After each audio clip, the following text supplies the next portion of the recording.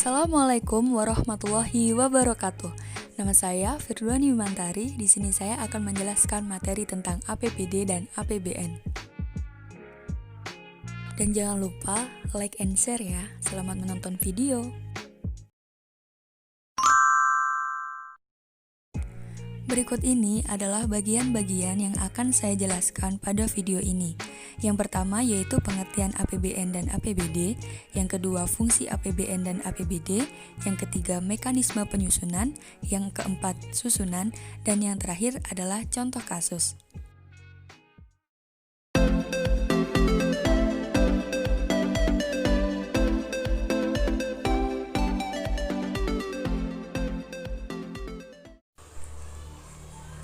Pengertian APBN. APBN adalah rencana keuangan tahunan pemerintah pusat yang disetujui oleh Dewan Perwakilan Rakyat sesuai dengan Undang-Undang APBN tahun 2018 yang bertujuan untuk pembangunan Indonesia. APBN mencatat seluruh pendapatan dan pengeluaran yang dilakukan oleh negara setiap tanggal 1 Januari hingga 31 Desember. Penyusunan APBN dilakukan oleh Kementerian Keuangan Republik Indonesia yang disetujui oleh Dewan Perwakilan Rakyat. Selanjutnya adalah pengertian dari APBD. APBD merupakan rencana keuangan tahunan pemerintah di Indonesia. APBD disahkan oleh Dewan Perwakilan Rakyat Daerah dan disusun oleh otoritas daerah sesuai dengan peraturan daerah setempat.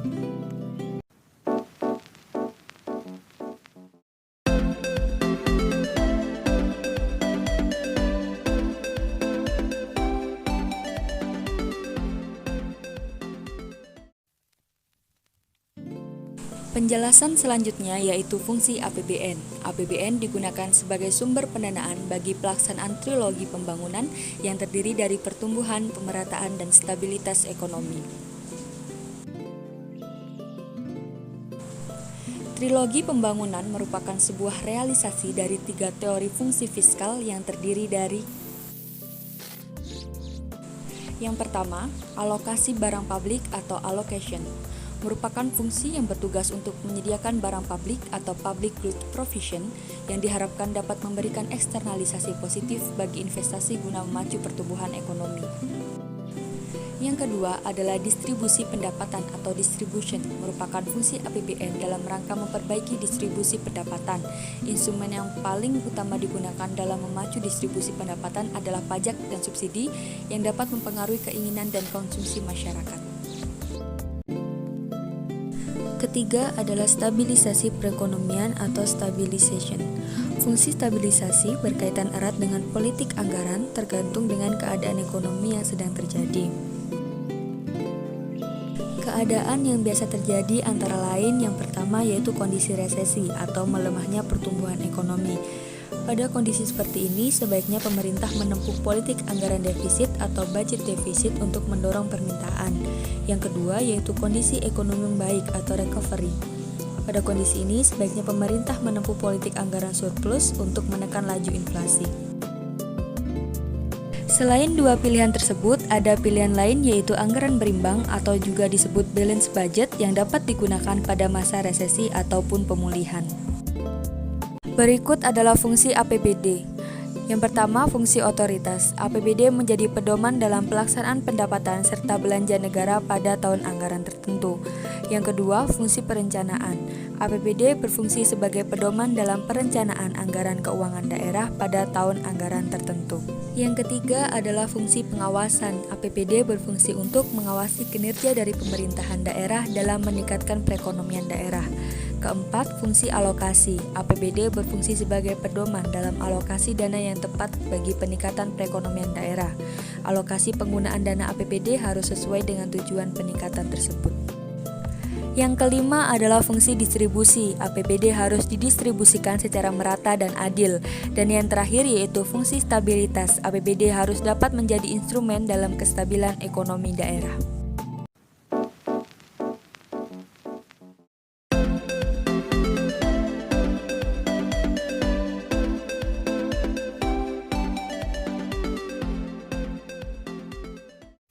Selanjutnya adalah penjelasan mengenai mekanisme APBN. Secara singkat, mekanisme penyusunan APBN terdiri dari: yang pertama, penyusunan RAPBN yang dilakukan oleh lembaga-lembaga terkait berdasarkan hasil analisis dari asumsi-asumsi makroekonomi. Kedua, pemerintahan akan mengajukan RAPBN tersebut kepada DPR untuk didiskusikan terlebih dahulu. Apakah RAPBN tersebut dapat disetujui atau tidak? Jika DPR menyetujui RAPBN tersebut, maka DPR akan mengesahkan menjadi APBN. Jika DPR menolak, maka pemerintah harus menggunakan APBN yang sebelumnya. Berikut adalah mekanisme APBD. Yang pertama, pemerintah daerah menyusun RAPBD atau Rancangan Pendapatan dan Belanja Daerah. Kemudian, pemerintah daerah akan mengajukan RAPBD kepada DPRD untuk dirapatkan apakah RAPBD tersebut disetujui atau tidak. Jika DPRD memutuskan untuk menyetujui RAPBD, maka RAPBD akan disahkan menjadi APBD.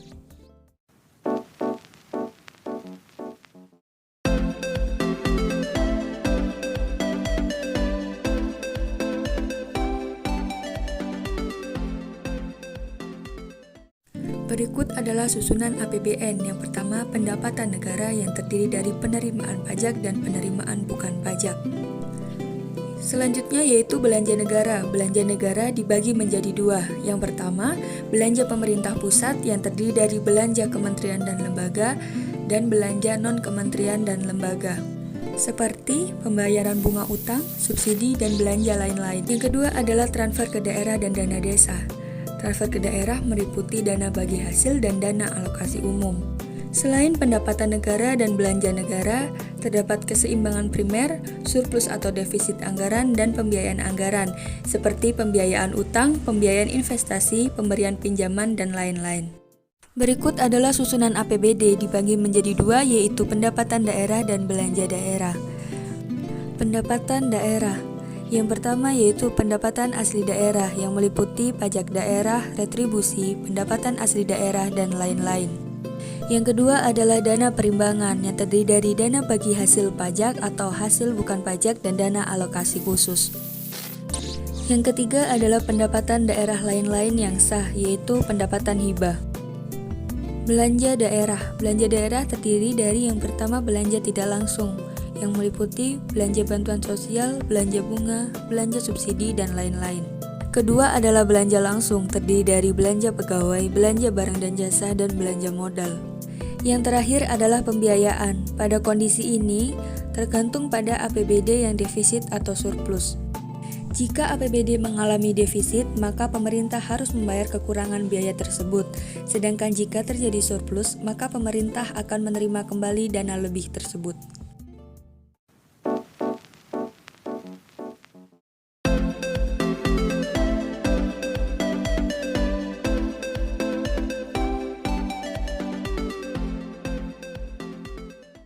Berikut adalah dua contoh kasus yang terjadi pada saat ini dan pada tahun sebelumnya yang dimuat pada berita.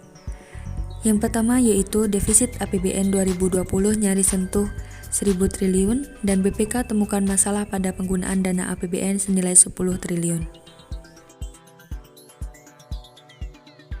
Berikut adalah penjelasan singkat dari kasus yang pertama.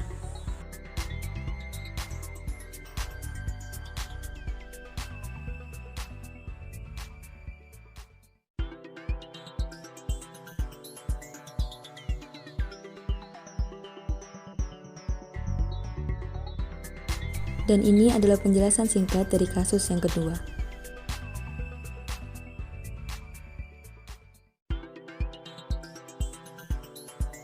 Jadi, jika dilihat dari dua kasus di atas, dapat ditarik kesimpulan bahwa fungsi APBN masih belum berjalan sepenuhnya.